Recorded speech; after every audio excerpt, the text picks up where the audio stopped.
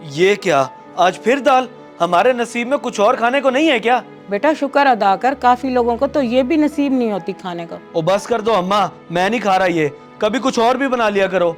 तुझे पता तो है तेरे अब्बा की दुकान अच्छी नहीं चल रही आजकल। उनके हालात कभी अच्छे होते भी हैं? सारी जिंदगी तो दुकान पे बैठ के गुजार दी, कुछ नहीं किया हमारे लिए।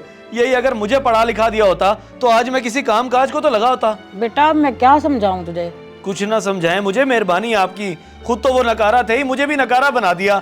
जा रहा हूं मैं दुकान पे और जाकर दे दूंगा आज उन्हें जवाब कि मैं नहीं आया करूंगा आइंदा।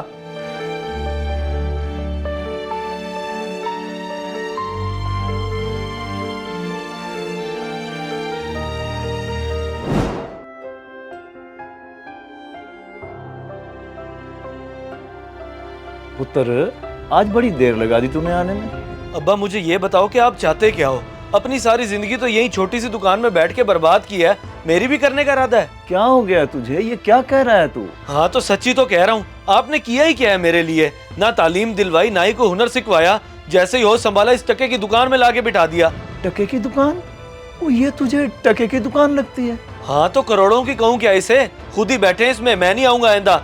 ढूंढ लूंगा अपने लिए कोई काम, क्योंकि आप तो कुछ कर ना सके।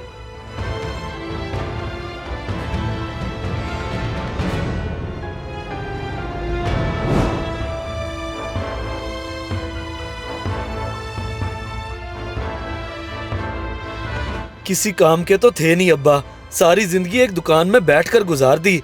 लेकिन मैं ऐसे नहीं गुजारूंगा, मुझे अपने लिए कुछ ना कुछ करना ही होगा।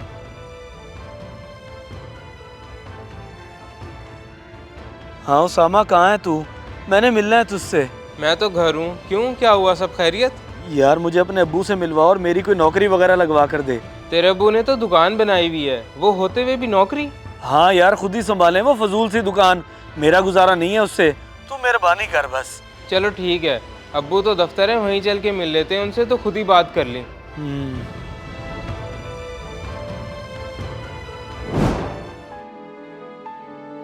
अंकल जी कोई भी नौकरी मिल जाए, मैं दिल लगा के मेहनत से काम करूंगा, आपको कोई शिकायत नहीं होगी। साबिर हुसैन के बेटे हो तुम, मेहनत की बात तो ना ही करो, मुझे आंखें बंद करके यकीन है। उनका तो नाम ही मत लें, मेरी जिंदगी बर्बाद करके रख दी उन्होंने। कभी कुछ ना कर सके वो मेरे लिए। क्या कुछ ना कर सके? शायद तुम हकीकत से अनजान हो। मेरा तो आंखों देखा हाल है कि वो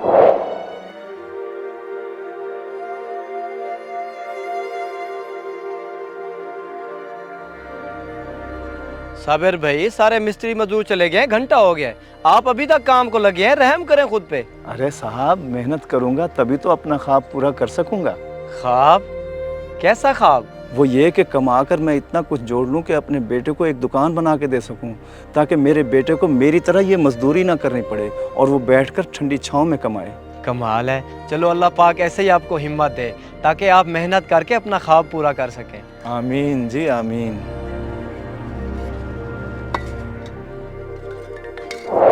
तुम बहुत छोटे थे, वो बेचारा तुम्हें पढ़ा तो ना सका, लेकिन तुम्हारे लिए बहुत मेहनत करके उसने एक दुकान बनाई ताकि तुम सुकून से बैठकर कमा सको।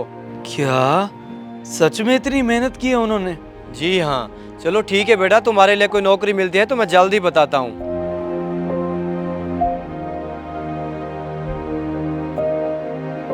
जिस दुकान को मैं टके का समझता था, उसके पीछे मेरे बाप की इतनी मेहनत है, मैं ये सोच भी नहीं सकता था।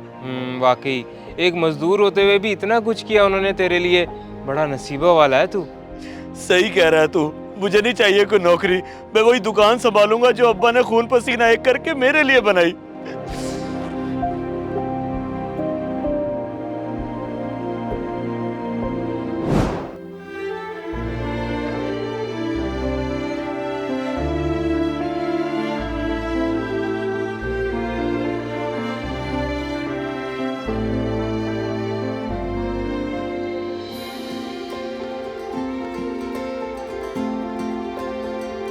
अब्बा रहने दे, मैं साफ कर देता हूँ और अब से आप आराम करें, घर दुकान में खुद संभालूंगा। पुत्र, ये अचानक से तुझे क्या हो गया? कुछ भी तो नहीं, इतना अरसा आपने दुकान संभाली है, अब मेरी बारी है, जाके आराम करें आप। चलो ये तो अच्छी बात है, ये दुकान तेरी तो है, शुक्र है तुझे अपनी जिम्मेदारी का एहसास हो गया है। आजा।